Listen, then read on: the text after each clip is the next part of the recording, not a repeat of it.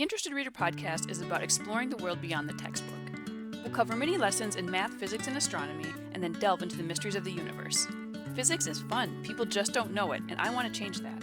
I want to spark your curiosity about the world around you and ignite your passion for exploring and questioning. I'm your host, Sarah Tyke. Come with me and let's take a random walk into the world reserved for the interested reader.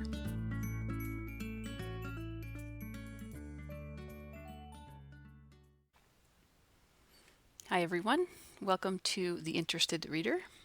I'm Sarah Tyke, and our lesson for today is going to be a continuation of last lesson where we were talking about motion in one dimension, or one direction, and we talked about motion along the x-axis. And we'll just kind of cover a little bit of the coordinate system again as a review. Our x-axis will always be horizontal and positive to the right. And the x-axis, the y-axis will always be vertical and positive going up. That's just your standard Cartesian coordinate system. You'll find that in all the textbooks. It's just the standard. You can do whatever you want, but this is how I will always set up my coordinate system. And then in this case, with our right-hand rule, where you put your fingers in the direction of x, curl in the direction of y, and your z-axis goes straight up out of the page where your thumb is pointing. So that's our standard coordinate system. So last time we talked about motion in the x direction, so we were talking about horizontal motion. Today we're going to talk about motion in the y direction, so we're going to be talking about vertical motion. And in all cases we are going to be assuming constant acceleration. That's an important assumption. So just to recap from last time, we had our x direction equations. We started with v equals v naught plus at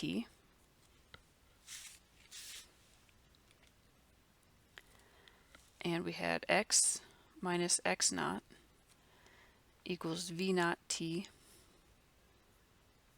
plus 1/2 a t squared.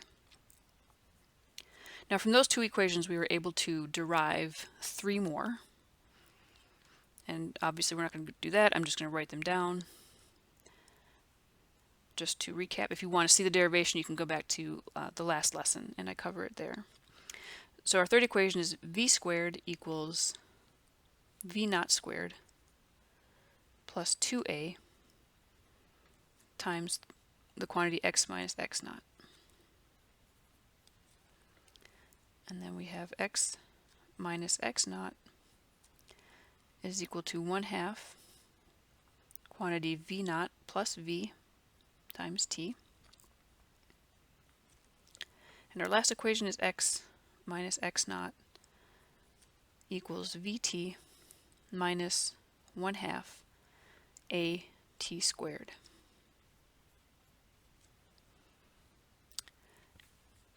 Now with those five equations you would be able to solve any motion problem where you have constant acceleration and you're talking about just horizontal motion in the x direction.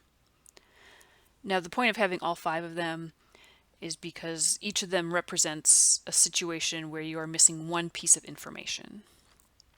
So for example, equation 1, if you don't know what your displacement is, you don't know x minus x naught, you can just go right to equation 1 because it doesn't need x minus x naught. And then you can just solve using those other four pieces of information.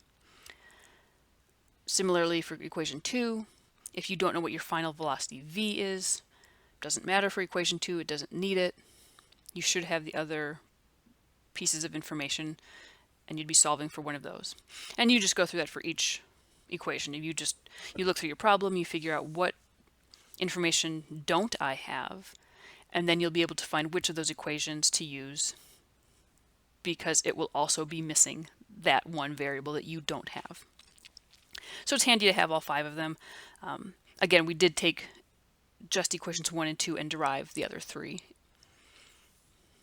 So that is x direction.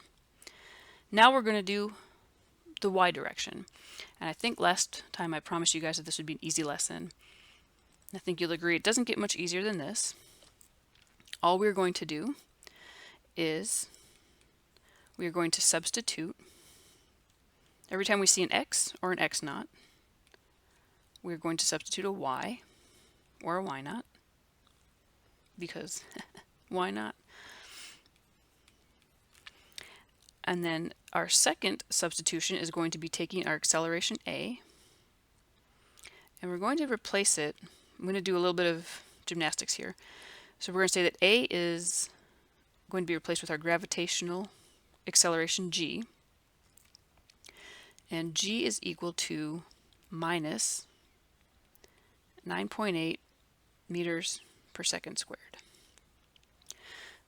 So we're talking about motion in the y direction.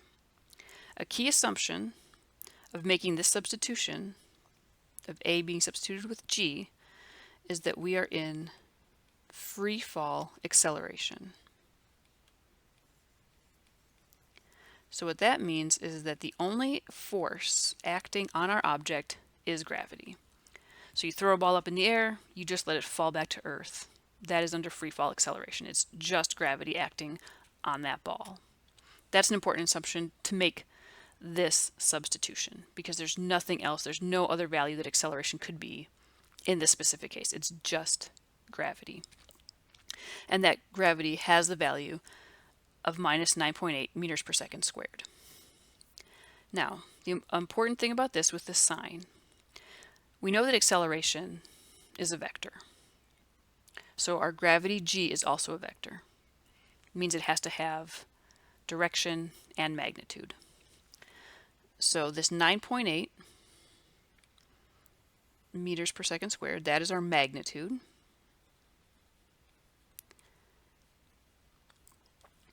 And the minus sign is what indicates our direction.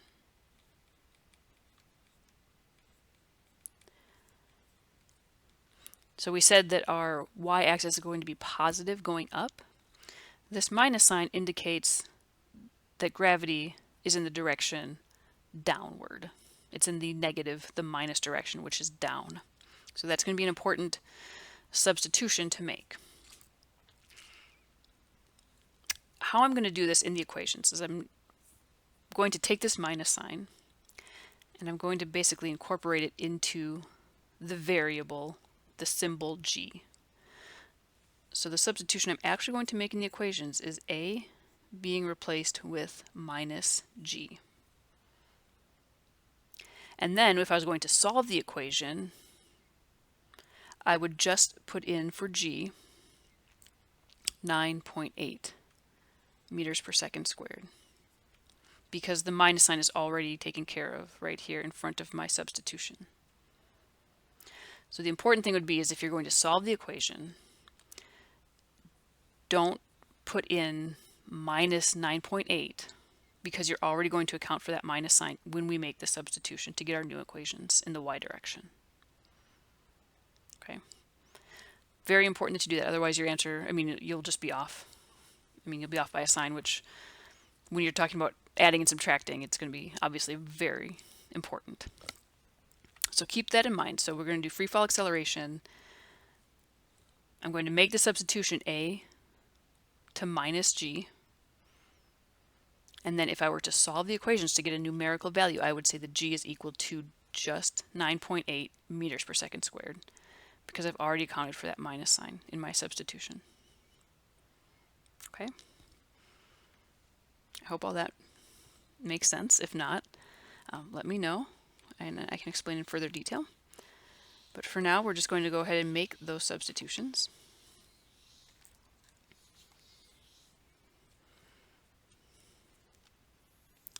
So I'm going to leave our original 5 equations up for our x direction. And then we're going to make our 2 substitutions of x to y and a to minus g. So our first equation then becomes v equals v naught minus gt. Oops, call it 6. Equation 6. And then our next one becomes y minus y naught equals v naught t minus 1/2 gt squared. Our third equation is v squared equals v naught squared minus 2g times y minus y naught. I love saying y naught. Is that weird? And then fourth equation is y minus y naught equals 1/2 v naught plus v times t. And our last equation is y minus y naught equals vt plus 1/2 gt squared. And there we have it. One directional motion. The first 5 are equations in the x direction. The second 5 are equations in the y direction with just a couple simple substitutions. And again, the key assumption in all cases is that we have constant acceleration, and that in the case of the y direction, we are under free fall acceleration, so we have just gravity acting on our object. And that is motion in one dimension, x and y directions. Next time we will be combining the two, and we will be talking about projectile motion, where we're going to have x and y components to our motion. All right, guys, I hope you got something from this. I hope you learned a lot. If you have any questions, let me know. You can contact me through the website, theinterestedreader.com. You can find me on Facebook. There's a Facebook group is what you'll be looking for. I'm on Instagram, email. The email addresses are all on the website. So if you have a question, get a hold of me. If you have a topic that you'd like to go more in depth on, let me know. We'll get going on that. And I will talk to you guys next time. Thanks, guys. Hi, everyone. Welcome to the Interested Reader podcast. And today we are going to talk about sound effects. So this is actually going to be a 2-part series. When I first decided to look into sound, the main reason I wanted to do it was because I wanted to look into the effects of sound chambers. And I'd heard on a podcast, a guy was talking about how he'd gone to vacation in Machu Picchu and they had a sound chamber. And he didn't really get into what it was for, what it was like, but that kind of sparked my curiosity, and I wanted to look into what is a sound chamber. I'd never heard of this at Machu Picchu, but there is some theory that sound was used to build the pyramids, to levitate blocks and move them into place. And there's a place in Florida called Coral Castle that people are not sure how it was built, because there's this small little man, he's like 5 foot tall or something, built this huge structure out of stone coral. So I wanted to look into all these things, and as I started researching sound, I'd never really got to those stories that I wanted to look into, because the other part of sound that I really am interested in is the frequencies of music. There's been a controversy for a long time about how modern music is tuned to 440 hertz, but it's a bad frequency and it's supposed to make you anxious and angry and all these negative feelings. And everything should be tuned to 432 hertz is the argument. So once I started getting into that, it kind of got out of control. And so I'm going to do this in 2 parts. So today we're going to talk about frequency, and we're going to talk about that 432, 440 hertz debate. And then next time we'll talk about the pyramids and Machu Picchu and Coral Castle. So first of all, we are going to talk about what is sound. And there are 2 types of waves, longitudinal and transverse. And I think we've sort of talked about waves, in this capacity when we talk about scalar waves, longitudinal waves, versus transverse waves. So longitudinal waves are where you have your motion parallel to your direction of propagation. So these are known as compression waves. So like if you compress a spring and you let it go, the individual particles in that coil will move back and forth horizontally along the same line or axis as the spring itself, which is also horizontal. So these are compression waves. So again, you compress a spring, you let it go, and it kind of bounces back and forth. So as those particles are oscillating back and forth, they're doing that oscillation along the same line as that spring. So those are longitudinal. Sound waves are longitudinal waves. They are compression waves. And in seismology, we have something called P waves, or primary waves, and these are compression waves. The other type of wave is transverse. So here your motion of the wave as it moves is perpendicular to your line of propagation. So these are also known as shear waves.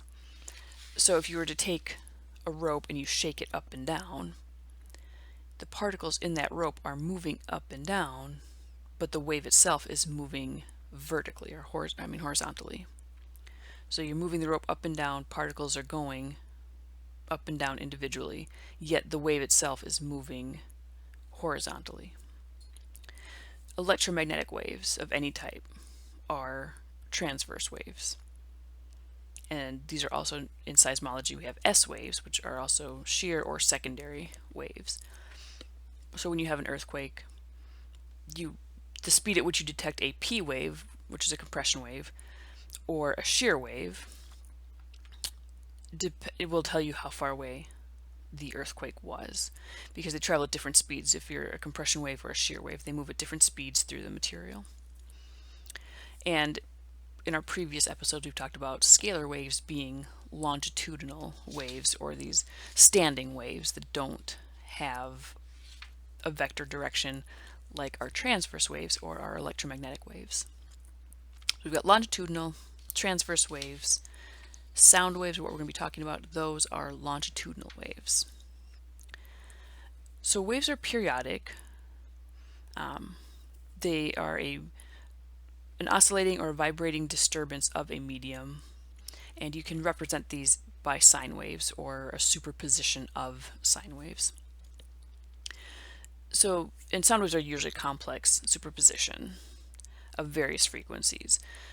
So you're never going to have, like, if you're watching, I'm showing a picture here of a kind of a simplified sound wave, which is just a nice, perfect sine wave in figure C at the bottom here.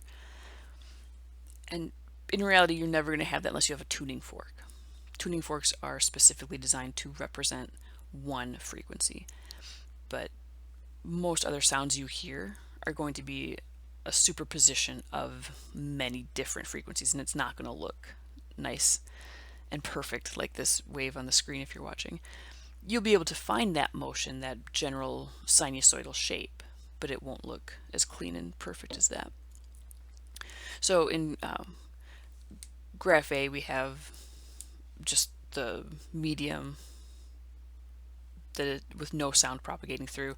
In figure B, again, if you're watching, I'm sorry if you're not, you can see where the blue lines are spread apart a little bit, and then they're compressed, and then they're spread out, and then they're compressed. So your sound wave is moving through your medium and is compressing it as it goes. And you'll see that the wider gaps in graph B correspond to the trough in graph C. So that's where the wave is at a low point. And then in graph B, where the blue lines are very close together, where they're compressed, corresponds to a crest of the wave in figure C. That's where the wave is at a maximum. So just to kind of show you what some real life waves look like here. Let me just move this picture down a little bit, maybe. Sorry, I don't think you probably be able to see this whole graph on the screen as I'm looking at it. Sorry guys, I'm still trying to figure out the ins and outs of the technology here. Sorry. So you probably won't be able to see figure C very well. Hopefully you can. Hopefully it's coming through okay. So here we have just a graph of a few different human voices at different frequencies. So we've got modal speech, which is kind of regular speech, and you can see you've got these areas where it's compressed, you have a lot of sound, and then there's nothing, and then a lot of sound again, and then nothing. And you just kind of have that sort of compression wave, and there's lots, you can see this very spiky graph. There's no, you might be hard pressed to find, just looking at it, a sine form, a sine curve to it. But when you break it down, it's there. And then you've got aggressive speech at different frequencies. So aggressive speech, they have it 345 hertz. You've got a roar, a scream, different intensities of pain, and how your voice, how the sound changes, the different frequencies, how they change, which I thought was pretty interesting. So just to talk about a little bit of mathematical notation here before we go on. So we're going to be talking about three basic quantities when it comes to frequencies and sound and waves. So we've got wavelength, which is represented by lambda, period, which is a capital T, and frequency, lowercase f. So as far as units, we've got lambda is a wavelength, that's its unit. Time, or period is in units of time, and it's usually seconds, that will be the standard. And f is in hertz, that's our frequency, which is also 1 divided by second, or inverse seconds. So whenever you hear someone talk about a hertz, they're talking about wavelengths per second, or cycles per second. And usually frequency, it's just easier to talk about hertz than inverse seconds, or 1 over seconds. So there'll be an inverse relationship between frequency and period. So we say f is equal to 1 over t. So again, that's how you get those inverse seconds for your units.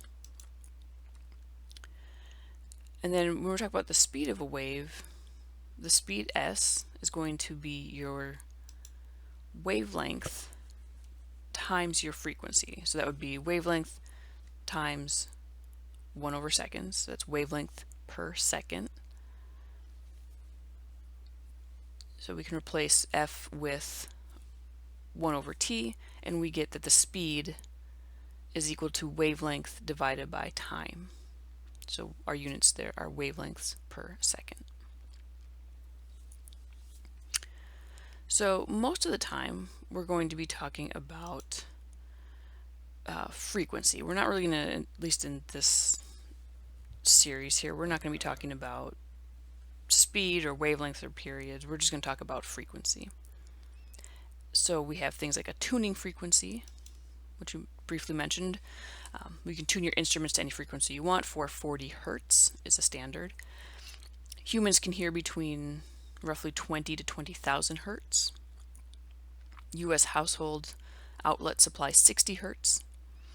FM radio band is 88 to 108 megahertz. And all of these mean that there are X amount of wavelengths or cycles per second. So anytime you hear hertz, we're talking about wavelengths per second. And the way you measure that is just you're basically measuring from the crest of a wave to the next crest of the wave is 1 wavelength.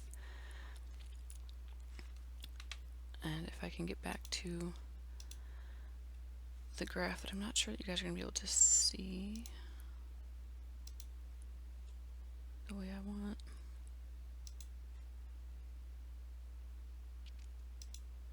Talk amongst yourselves, guys, while I figure this out.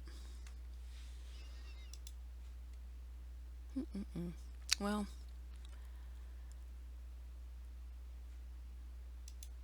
we might just have to move on. There it goes. Sorry. It's my first day here. So if we go back to this graph here, and I don't know, like I said, if you're going to be able to see this.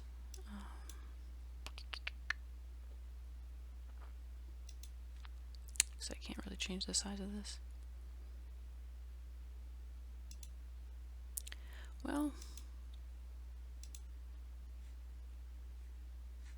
Whoops, sorry.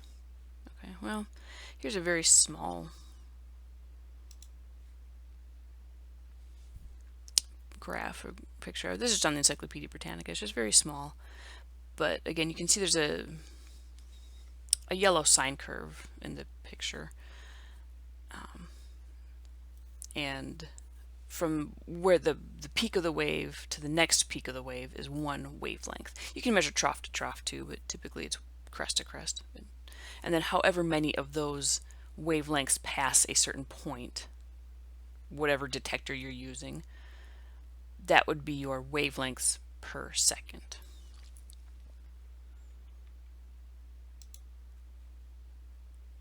All right, so on to this controversy of music and tuning. Well, we're not going to get there quite yet.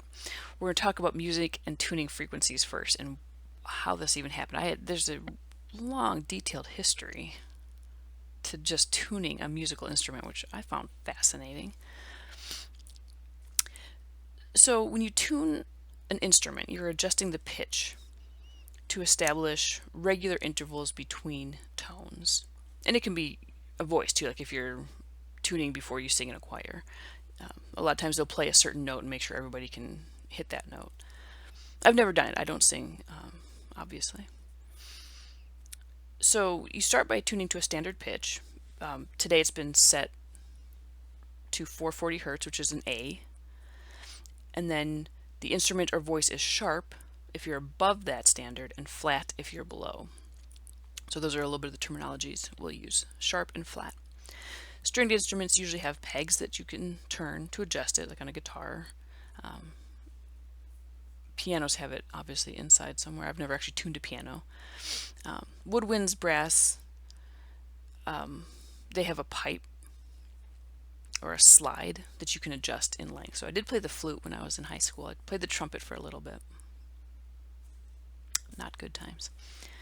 It was fun. I wasn't really good at it. But so they have slides that you can adjust for the pitch. And the standard instrument for tuning is usually a piano. Symphony orchestras will often use the lead oboist. And if you have strings only, it's usually a violin as your standard tuning instrument. You can also use nowadays a tuning fork or electronic device, just set to your whatever frequency you're using.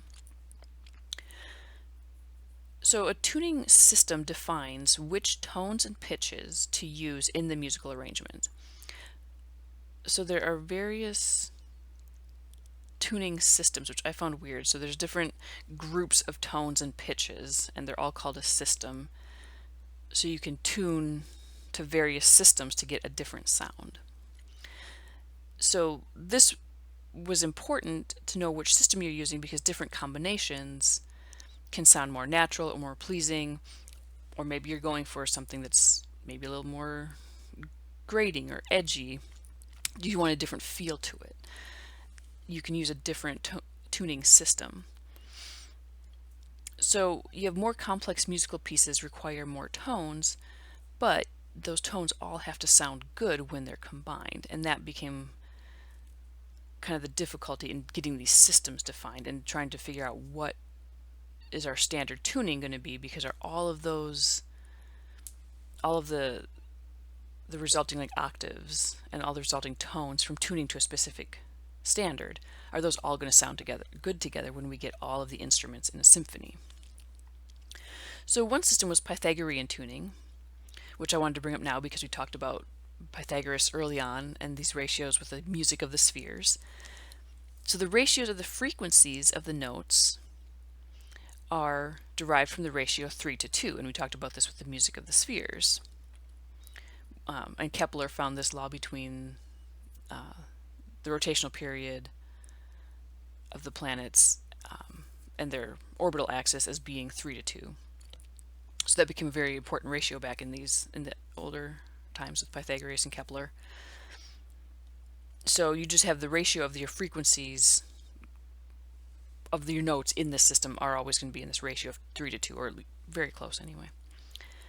So other systems, I'm not going to get into this in detail, but there's just intonation, mean tone temperament, well temperament, and equal temperament. So all of those systems use a 12-note chromatic scale, which is basically your notes on the piano. So if you go sit down at a piano and you just hit all the keys, that's a chromatic scale. So other scales are overtone, slendro, and pelog are both used in Indonesian music. There's a 43-tone scale, a quarter tone scale, and there's just tons of others if you go and research musical scales. And people are developing new ones. It's not like it's just, okay, I'm going to sit at the piano, that's it. That's the only set of notes that you have, or scales, I guess. People have come up with a whole bunch of arrangements, and honestly, I had a hard time following what the difference was, because you really have to get into music and music theory for all of this.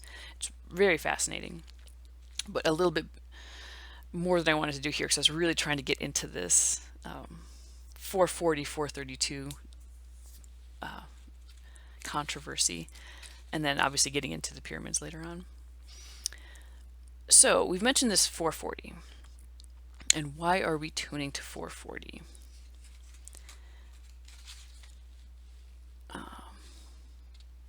Sorry. So 440 is a version of the A4 note, which is an A above middle C.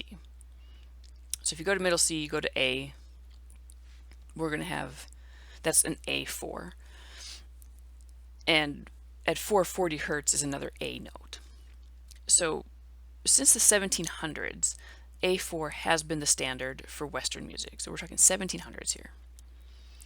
However, not all of these A4s are the same.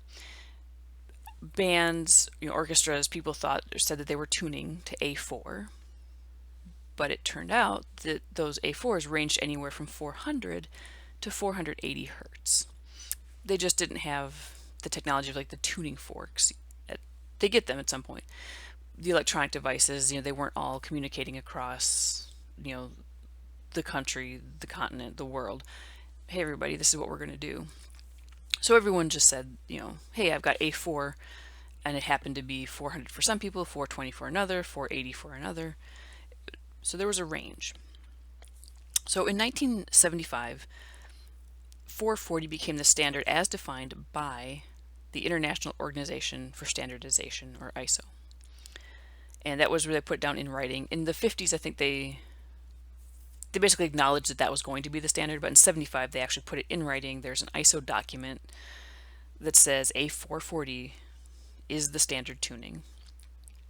So even today, the symphonies still use slight variation. So you've got the New York Philharmonic uses 442, the Boston Symphony Orchestra uses 441, European symphonies often use 443, 444. I mean, you're talking about a few hertz. I mean, it's not much, but there is still this variation. So there's this online tone generator where we can listen to what the difference is, and it's noticeable, but it's subtle. So here's 440. I'm going to see if I can play this here. Hopefully this comes through.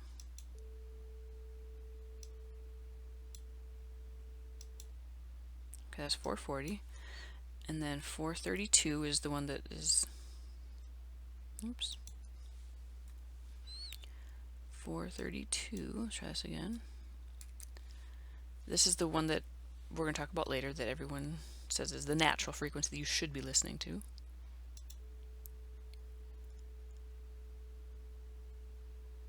Okay, so I mean, you probably can't tell a difference like that. So I'm just going to flip back and forth. So we're going to start at 440 and I'm just going to flip to 432 without breaking. Okay, so here's 440.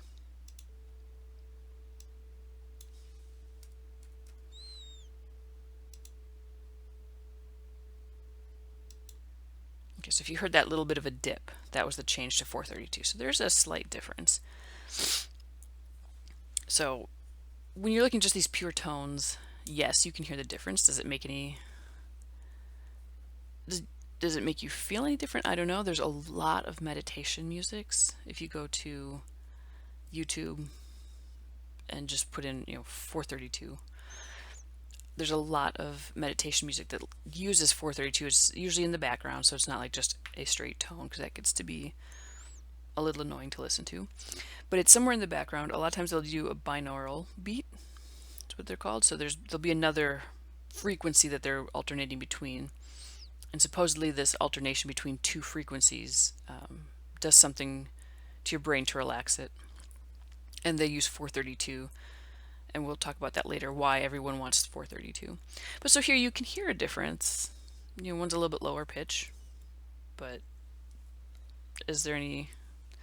do you feel any different? I don't know. When you start tuning your instruments to it and start using it in music, you might. All right, so here's the controversy. Because you guys know me, I gotta have controversy. I love the controversy. That's why we're here. So 432 versus 440. So remember, 440 has been around since the 1700s. People have been, I mean, it's a range, but everyone's kind of figured that that's what they wanted to use. But it just seems that this has been a controversy in modern days, you know, the past 20 or 30 years. So 432 is said to be a healing frequency, and that 440 is unnatural. And again, if you go and you just do an internet search for 432, there's tons of stuff that comes up about why it's the frequency of the earth, and it's healing, and it can repair DNA, and it can do all these things, and how 440 is just the complete opposite, and it's just destroying us. And it was, we'll get to this in a minute, but used as mind control. So if you go to this is just one website that I found where this guy does a comparison between the two. So he's on electric guitar, and I think he's doing E major scales. I'm not going to play it. It's a 5-minute video. But so he just does the scales. He just does an E major scale in one of the frequencies. His guitar is tuned to that A frequency, that A 432 or 440. He doesn't tell you which. He just tunes to one of them. He plays the scale, and then he tunes to the other one and plays that scale. And then at the end he tells you which was which, and the idea is you listen to both of them and see which one do you feel better, which one do you like better. And I mean, I think maybe I can get a little bit of this in here. I don't know, we'll see here. Which one you like better? And then Sorry for the volume.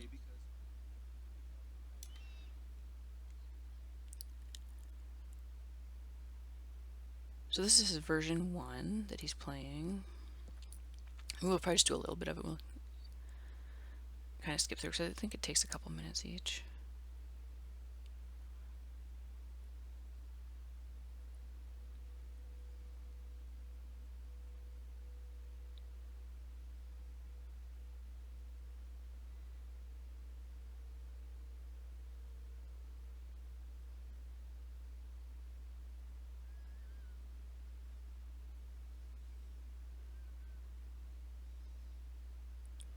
May as well just play the whole thing at this point.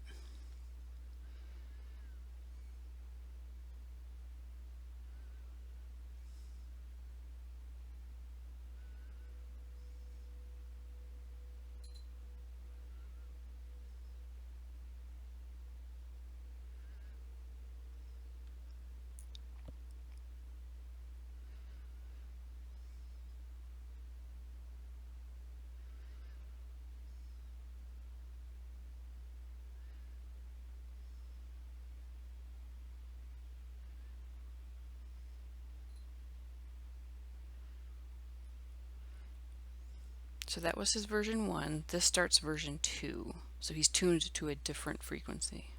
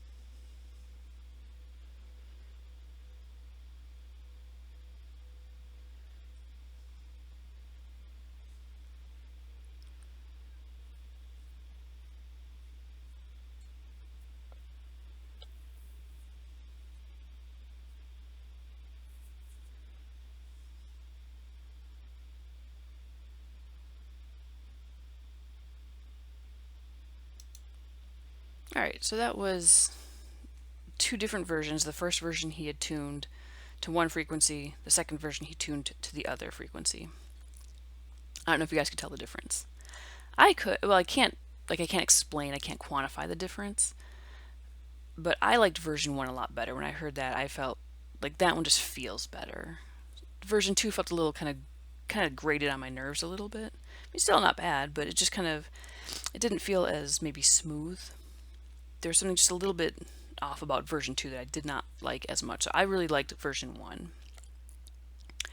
And if you want, I'll tell you right now which one it was. So if you don't want to know, you can pause it, you can turn it off. Okay, I'll give you a couple seconds to decide.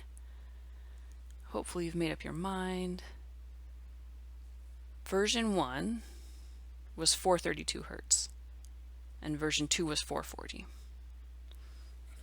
So they're pretty subtle differences. Again, it's one of those things where I personally can't quantify the difference, but I felt better listening to version 1. So I tend to prefer apparently 432 tuning. And maybe that's because I can't be mind controlled with 440. We'll get into that. Okay, so that's the difference if you can hear them. And there were other songs, you can find this comparison online. There were other pop songs that had been tuned to 432 and then they redid them tuned to 440, and I couldn't hear a single difference at all. It sounded exactly the same. And maybe it's just because today's pop music kind of sucks, if you don't mind me saying.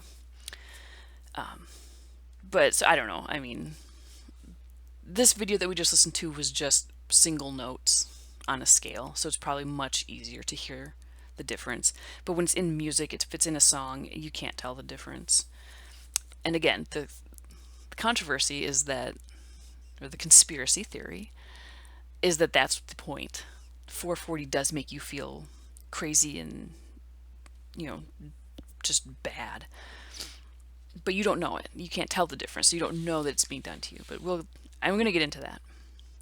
So first, let's get back to this controversy here and when all this started. So I always thought that this 440, 432 thing was a modern day problem. I thought, because I've only heard about it recently. But 440 hertz was proposed as the standard back in 1834 by Johann Scheibler. And he was a German silk dealer whose hobby was acoustics. And hobby to the point where everybody kind of looked to him as like this standard tuning guy. He invented a tonometer, which was a collection of 56 tuning forks. So he would travel around and he would tune people's instruments because he had invented this new device where you could actually have a portable standard. So you could just take these things around and tune instruments to these 56 tuning forks. So this sounds like a little more than a hobby. So he proposed 440 as the standard since it was basically an average of the values that were already being used around Europe at the time. So as he's traveling around, he's finding that everybody's using tuning standards that are very close to 440. So he just says, let's just make 440 the standard. It's close enough. It's an average. And then in America in 1910, a bell and tuning fork manufacturer named J.C. Deegan advocates for the use of 440 as a standard. And he was, I don't know if he was part of the American Federation of Musicians, but they adopted it based on his recommendation. So here we are in 1900s in America. American Federation of Music adopts 440 because basically at the request or the urging of J.C. Deegan, who manufactured tuning forks. In 1936, the U.S. Bureau of Standards would broadcast 440 as a tone every hour for musicians and studios to tune to. So in the 30s, it's kind of unofficially recognized. I mean, everybody's using it. Here we have a government agency broadcasting it, saying, here, everybody, here it is for you to tune to. And as we mentioned earlier, in 1975, ISO actually affirms it in writing that 440 is going to be the standard. Now, obviously, no one is legally required to use 440. I mean, you can do whatever you want. But that has just been recognized as the international standard as of 1975. So, the use of 432 dates back to the 1700s as well. So we go back to 1713, and a French physicist named Joseph Savure places middle C at 256 hertz. And I've got on the screen here, if you can see, hopefully, just a breakdown. You're not going to be able to see it if I can't figure this thing out. So we have a breakdown of the C notes on a scale. That makes it a little bit better. I'll have to figure out my screen, guys. I'm sorry. I'm going to work on this. So on this scale of C notes, we've got the approximate frequency in hertzes and is it audible. So the green check marks mean it's audible, the yellow, maybe, if you got really good ears.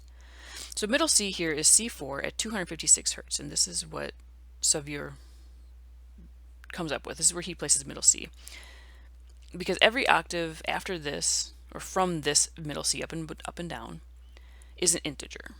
So you go up to C5, it's 512 hertz. C6, 1024. You go down from middle C, C3 is 128, C2 is 64. So they're all integers if you set middle C at 256 hertz.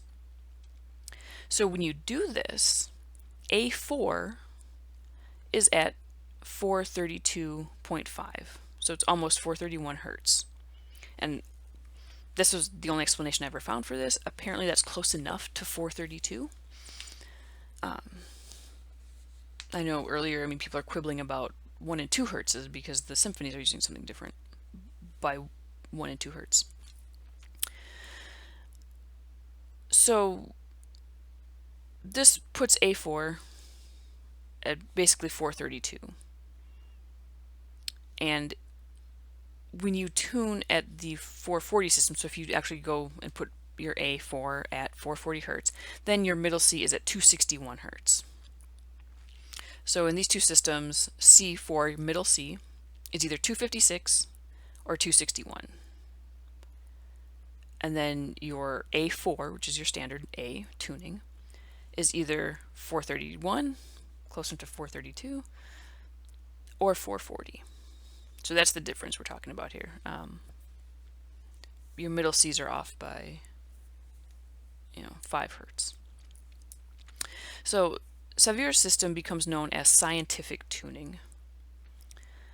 And in 1884, Giuseppe Verdi writes to the Italian government. So Verdi is a very famous composer. And he writes to the Italian government and asks them to have the standard set to 435, which is what the French are using at the time. And he says 435, if you guys could just do this, because that's what the French orchestras, that's what they're all doing, so let's all just get together and do the same thing. But, he says, he believed that 432 would be even better. So if the government was willing, and you want to set it to 432, that would be the best case. Otherwise, let's just do 435 and all be on the same page.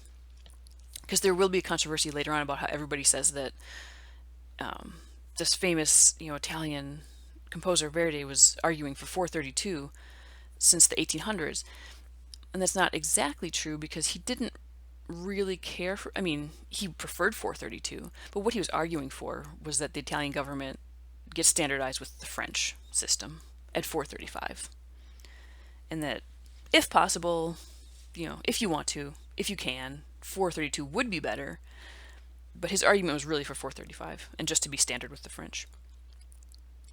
So arguments for this 432 and why it is important. The first one comes from a method of Italian singers called bel canto, or beautiful voice. And this is a traditional method taught in Italian operas for centuries. And it's based on the fact that there's a specific shift in your voice when you sing these scales. So at some point, it's called a voice register. So a register is the range of notes that you can sing with the same tone. And when your tone changes, your register changes. And so your registers are soprano, mezzo-soprano, tenor, and bass. I didn't know any of this. I've heard of sopranos, tenors, bass. Those are specific voice registers. So when you're singing, there's a shift in this register. And if you are tuned to 432 hertz, your shift happens at exactly F sharp. So it's a very natural transition. It just, the singers it's easy to train because it just naturally happens. You just naturally switch apparently at F sharp. So when frequencies got tuned to 440, that shift is a little bit lower. And it was more difficult for the singers to make that shift because it's not a natural shift anymore. Now you have to kind of force it. And a lot of singers found that it's not very harmonious, it's not very pleasing because it's not natural. You're forcing this shift to happen rather than just letting it go as the human voice was intended to do. Because the human voice is considered to be the original instrument. So wherever that shift happens is what should be happening. That's the normal, that's the natural. And because that shift happens at F sharp, when middle A is tuned to 432 hertz, 432 hertz is seen as the natural standard. And many people argue that your tuning standard should not be adjusted to instruments, but it should just follow along what's natural to, again, the original instrument, the human voice. The Schiller Institute adopted 432 hertz in 1988, and many opera singers applauded that decision and said that it was a good thing. A lot of people say that 432 hertz is the natural frequency of the Earth. And this comes from a series of resonances called the Schumann resonances. And the Schumann resonance is approximately 8 hertz. So it's a fundamental frequency, which is a fundamental frequency is the lowest frequency of a periodic wave. And we can get into that later in the next section, or the next episode if you guys want. And so this 8 hertz is the fundamental frequency of Earth's electromagnetic field. So you have other modes of this wave at roughly 14, 21, 27, and 34 hertz. So to me this is kind of a stretch here. But the connection between 432 and 8 hertz, so remember 8 hertz is what's called the Schumann resonance. That's what's considered to be, you might hear it referenced as the heartbeat of the Earth. It's the Earth's frequency. So when you tune an instrument to 432 hertz, middle C is at 256. So we talked about that with our scientific tuning. And then there's another C note at exactly 8 hertz. So I still have this chart up on the screen if you're watching. And you can see here, C4 is our middle C at 256. And that C minus 1 is at 8 hertz. And that one has maybe a barely audible check mark next to it. So maybe you can hear it, maybe you can't. That's right at the edge of human hearing, I think. I think the range was 20, but some people can probably hear much lower. So 8 hertz, you get this 8 hertz frequency when you tune to middle C, or when you have middle C placed at 256, which means your middle A is at 432. So that's the connection between 432 and the Schumann resonances. Which, I mean, I guess, yeah, that it works. It's just that it's kind of a bit of jockeying to get over there, I think. All right, so we've got 432 is considered a natural frequency. It produces a register where the human voice naturally changes. It's supposed to make you feel better. So, what is this conspiracy? So, the conspiracy is 440 hertz a mind control frequency, because that's where all of this is going, is that everyone says that 440 hertz was used by the Nazis for mind control. And if not specifically mind control, it has been said that the military industrial complex kind of got into music and took it over, made everybody tune to this 440 hertz because it just makes you feel on edge, and it just kind of puts you in a weird energy vibration state. 432 makes you feel calm and peaceful, kind of at one with the earth because it's, Earth's natural frequency. 440 is off just a little bit so you don't notice it, but it shifts you out of that natural frequency into this weird unnatural frequency that's just kind of grates on your nerves and makes you irritable and angry. And so we're all just kind of like that all the time, but we don't know why. So that's the conspiracy.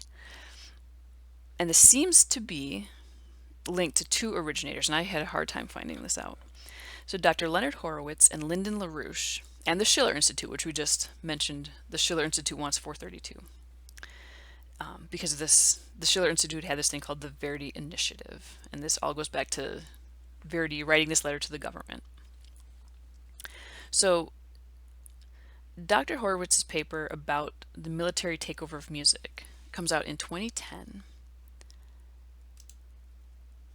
And so here I've got it on the screen, hopefully you can see. Musical Cult Control. The Rockefeller Foundation's war on consciousness through the imposition of A equals 440 hertz standard tuning. So it's a very detailed paper. I'm going to put a link to it in the show notes. But so he goes on to say that this 440 is just it's a way to just get control of people and make them, I don't want to say crazy, but let's see if I can read a little bit of his abstract here. It says the history concerns a 440 hertz standard tuning and the Rockefeller Foundation's military commercialization of music. The monopolization of the music industry features this imposed frequency that is herding populations into greater aggression, psychosocial agitation, and emotional distress, etc. End quote. So then he just goes through and, I mean, it's pretty detailed. He gives a lot of references. There's a lot of, notations. And he gets into the structure of water. That's a fun thing I'd like to do later on too, because sound does have an effect on water. There have been studies where if you play, I don't know if it's, you play just like symphonies, the water kind of organizes into its normal crystalline structure. You play like this hard rock, sort of angry, aggressive music, and it doesn't organize the way it should. I don't know, I don't remember exactly what happens, but the sound does change how water structures, and we are mostly water. So I think there's a good argument for this. I don't know about the mind control aspect. But so this paper goes through a lot of detail. So this is Dr. Len Horowitz. And then the second party here was Lyndon LaRouche and the Schiller Institute. So the Schiller Institute just advocates for this Verdi tuning. And so they're part of the conspiracy just because they say that, or people who were advocating this Verdi initiative said that Verdi really argued for this 432 and that he was on board with it, and because it was this natural frequency. And again, I found that wasn't really true. That the letter that Verdi wrote, that all of this Verdi initiative was based on, was more pushing just for the standardization with the French system, they were using 435. So again, rumor has it that the 440 hertz was used by Nazis for mind control. And so that's what this paper gets into. And it seems like a lot of these conspiracies, from what I could see, basically come down to this paper. This was the only reference. I found one article that referenced this one paper. Most of the articles that you'll find online just seem to be, they say this, but they don't have any reference for it. And this was the only reference I could find, was this one paper. This is what I was looking for the whole time, was somebody with actual evidence or notes or some sort of a thought process as to why 440 was so bad. And this paper pretty much does it. So he really gets into it. He mentions this J.C. Deegan. We'll get to that in a second. We talked about him as the American bell and tuning fork manufacturer that advocated to the American Federation of Musicians. So here he gets into Rockefeller Foundation's investments in sickening music. So you're talking about Rockefeller's, Carnegie Institution, I mean all the kind of big names in research. So he's going to bioenergetic music for mass hysteria. But he kind of gets into the fact that talks about the British invasion, the Beatles, Elvis Presley, how just kind of how crazy their fans went. And I'm not sure that that was a music thing. That might just be Elvis and the Beatles. I think were fairly controversial for their time, and that could just be the youths gravitating toward the controversy of the day. You know, maybe it was the music. I heard an interesting story about the Beatles from a podcast host named John B. Wells, Caravan to Midnight, if you guys want to check him out. So when he was growing up, he was watching the Beatles debut. I can't remember what was the show that they debuted on. One of the the night shows, the Johnny Carson show or something. I don't think it was that, but it was one of those shows. So he's watching it, and they make their debut. Here comes this group called the Beatles, from they're the British invasion. It's all new and weird. So they do their thing on this very popular evening show. He goes to school the next day. No one cares. Like what? Beatles? I don't know. What are you talking about? So a week or two, maybe even like a month later or something, they come back on the show, and it's like, I don't know if he said there was like a different sound or if they had a different manager, something, but they're just basically reintroducing this band, the Beatles. They do their thing, they play or whatever. He goes to school the next day, and I mean, everybody's heard of them now. Like everybody, they know the lyrics to all the songs. They were just introduced again the night before.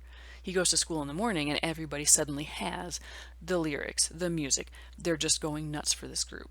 And he's like, what happened? He's like, I saw these guys a month ago on this show. No one cared. Now suddenly they do. What happened? What marketing happened? Who did they get? Like, why did they suddenly, after this reintroduction, that gets so big that everybody's just nuts for them overnight? So that was an interesting story, because I don't know anything about the Beatles. I don't really care for their music. So, I mean, you never know. I don't know. I mean, maybe they were promoted for some nefarious reason. I don't know. I do like Elvis's music, though, so maybe he was promoted for nefarious reasons, too. I don't know.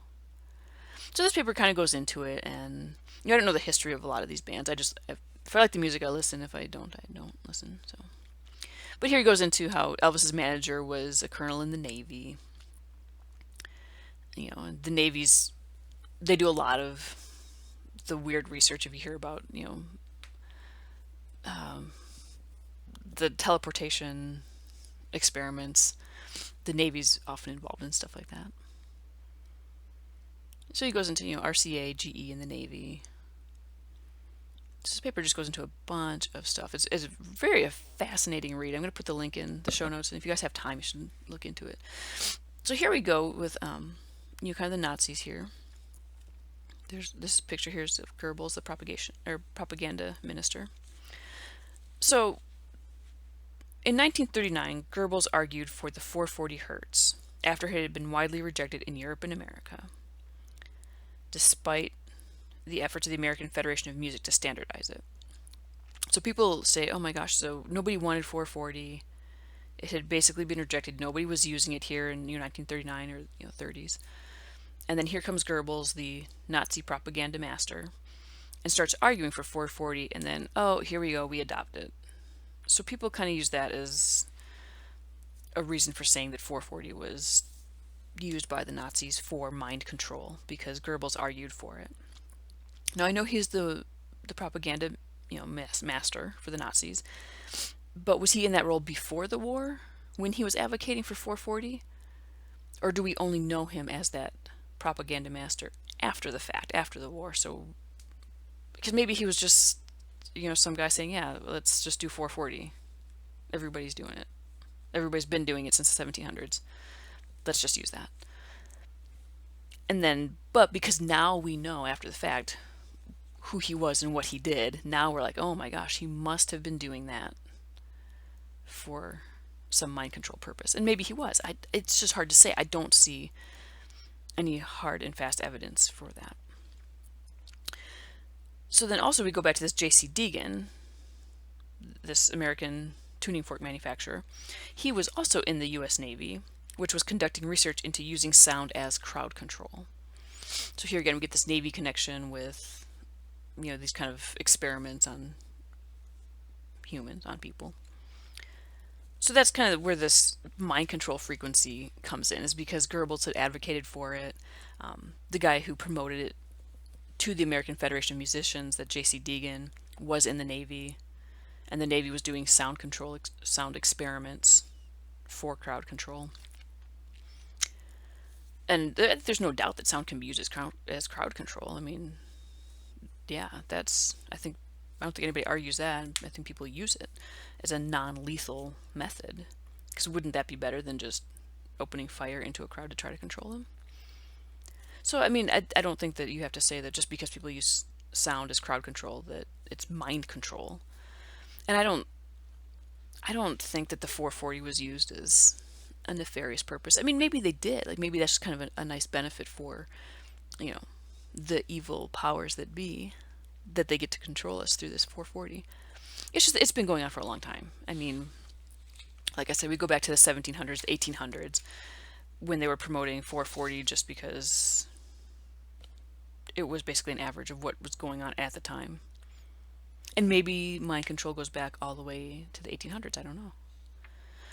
So I don't really see the evidence for 440s being this nefarious. At least it didn't start that way. I mean, maybe eventually it got into it, because I mean, you start getting some of these organizations into, their music and everything. It's just kind of like, I don't know. I mean, maybe they could use it for mind control. I just don't see that 440 was really used that way. Not originally. Maybe it came out that way. So, I mean, to kind of conclude here, obviously sound affects humans. I mean, a voice produces strong emotions. I mean, you hear somebody's voice that you haven't heard in 10 or 20 years, and, you have a flood of emotions, whether it's good or bad. You have a familiar voice, and it's soothing. It can make you happy if it's, a parent, a friend. The tone of someone's voice indicates their emotion. So just by how someone says something, you can tell that they're happy or they're being sarcastic. In karate, you can have like a really sharp vocalization that actually will startle and kind of disarm your opponent for just a second. That's why they do the kia, because it is meant to kind of disarm your opponent just for a second. That sharp sound. And then obviously music affects your emotional state. I mean, I think we've all listened to a happy, upbeat song, and now suddenly, we feel like we're dancing, we're singing along. Like, we feel a lot better than we just did 30 seconds ago before we played that song. Obviously, sad songs. It doesn't even have to have words to it. I mean, you've listened to symphonies, classical music that's played in a minor key, and it just makes you feel kind of down, kind of sad. And it's all sound that's making you feel this way. And I think I talked about binaural beats in meditation. Sounds of nature. I mean, just being outside can change how you feel. I mean, sounds associated with like peacefulness and relaxation are usually your gentle water, like your babbling brooks, your birds singing. I know a lot of, if you look at music that's meant for meditation or for sleep, a lot of times they'll put like little crickets chirping. You've got the rainfall, some sort of like trickling water, because it relaxes you. If you want to produce an eerie or a scary scene or tone, you go for the howling wind, the owls. There's nature sounds that make you feel different ways. And it's all just sound. It's all just these compressing the air molecules to get to our ears, and it affects how we feel. And again, to kind of recap, musicians have used a range of frequencies for centuries. There was no easy way to standardize it until we came up with a tuning fork. Beethoven used 415 hertz, others ranged from 400 to 480. Tuning to this A4 has been the standard since the 1700s. And again, I couldn't find anything why A4, like why not tune to middle C? I don't know why. I couldn't find anything about why A4 and not middle C. Why not a B note, an F note? I have no idea. But that A4 has been the standard since the 1700s. I mean, it's had that varying range, but it's always been that. 432 is considered a natural frequency, mainly because of a tuning system that allows singers to naturally change their voice register at F sharp. 432 is said to be the frequency of the Earth because of our Schumann frequency. And 440 was adopted by the Western governments in the late 1930s, officially in 1975. But again, the controversy behind that is because it was promoted by individuals linked to the US Navy, the Rockefellers, and the Nazis. And I didn't find any definitive proof that that's why they were doing, that it was intended for mind control. But, who's to say? So I personally don't hear, this, I'm going to recap here and give you my opinion. I don't hear a difference in the songs that have been retuned to 432. So again, we played the one video with the E major scale. I did feel a difference there because those were, I think, just single notes on a scale. It wasn't a whole song. I listened to a couple whole songs and I didn't hear a difference. I didn't feel any different. But again, these were like pop songs that I don't really care for anyway. So, and is it possible that governments and militaries would use music to control populations? I think anything is possible. And I mean, obviously, I think we've all seen that if something can be used for evil, humans will find a way to do it. I mean, not all of us. And I mean, it's such a small group of people that tries to do bad things with something good like music. But yeah, they will find a way. And my question throughout this whole thing was, why does anyone, especially the government, care what frequency you tune to? Why was there even a need for a standard? Beethoven used 415. If you want to do that, do that. You want to use 480, do that. Why did anybody have to get involved in a standardization? And why did we have to have ISO come in and actually write it down internationally that we all are going to use 440? Because it's not law. You can do whatever you want. I never understood, why did anyone care? Why did governments have to get involved in creating this standard? Why does it matter? So I couldn't find anything. I still can't understand why you would need that. If everybody wants to use it, go ahead. But why would the governments need to? And maybe that kind of fuels a little bit of the conspiracy, is why would they need to unless it was for something bad and evil? I think if the government's getting involved, I think there's a good chance that it probably is for bad or for evil. So my personal opinion. Okay, so I think that does it for this portion of sound effects. So next time I'm going to start getting into the pyramids, Coral Castle, and Machu Picchu.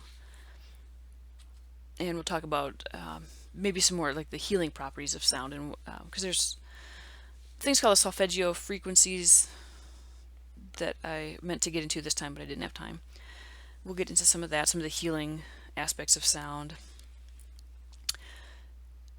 And was it used to levitate stone blocks for the pyramid and for Coral Castle? All right, guys, I hope you enjoyed this. If you have any questions, make sure you get a hold of me. You can email me through the website. There's a Facebook group. I'm on Instagram. I'm on Twitter, but I don't really use it that much. So email, Facebook group, Instagram, probably the best ways to get a hold of me. There's submission forms on the website too if you have a question. All right, I hope you enjoyed this, and I will talk to you guys next time for part 2. All right, guys, thanks. Bye. I hope you enjoyed this episode and are inspired to question and investigate the world around you. Let me know what you're thinking about. You can contact me through the website, theinterestedreader.com, send me an email at sarah@theinterestedreader.com, or join the Interested Reader group on Facebook. I'll see you at some later time T, where T is greater than T naught, and T naught is equal to now. Thanks for being an interested reader, and I'll see you next time.